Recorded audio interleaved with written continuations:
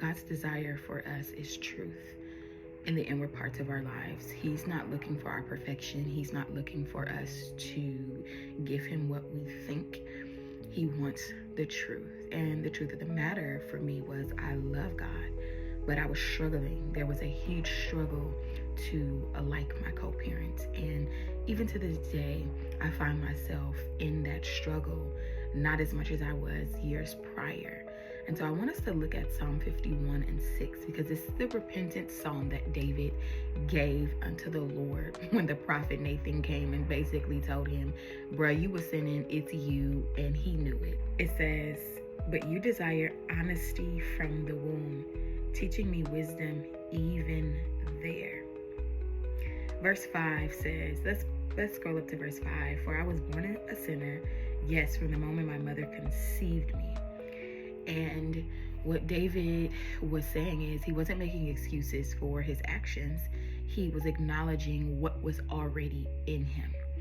And that was so important for me as I really journeyed with God to understand, like, why do I struggle with this particular individual? Why can I not just let it go, bypass it?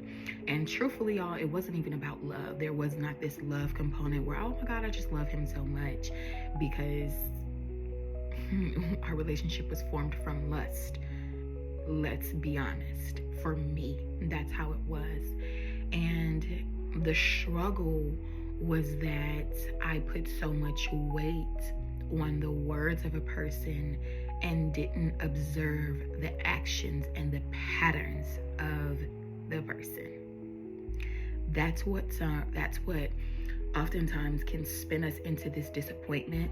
It spins us into expectations that we are never going to get met because we've never verbalized it, because this individual, in our case, for most of us that are listening and are connecting with this, is the other co-parents.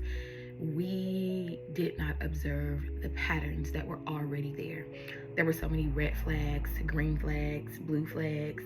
Well, I guess green flags isn't the one, but red flags, blue flags, whatever color flag that you can think of that was being waved in my face to say, hey, this is not the road, this is not the road. But in my sin nature, as we just read in Psalm 51, in the nature of my sin, I thought I knew best. And the Lord is not going to halt you all the time and be like, you know what? No, I'm gonna block it. There may be some times where he does that, but then there are other times where he's like, I need you to learn the lesson. Is my grace sufficient? Absolutely. But because you have made this choice, you will now have a consequence. And I remember asking God so many times, like, why did you punish me like this? And he said, this isn't a punishment. This is the consequence to your actions. And so let's dig into why you chose him. Let's dig into why, even though your love for me was not where it should have been, or your devotion rather. I think my love for God was always there, but it was my devotion to God, my obedience to God was not there, because I wanted to do what I wanted to do. And so we had to dig into why that was, and that's where the real work and journey began.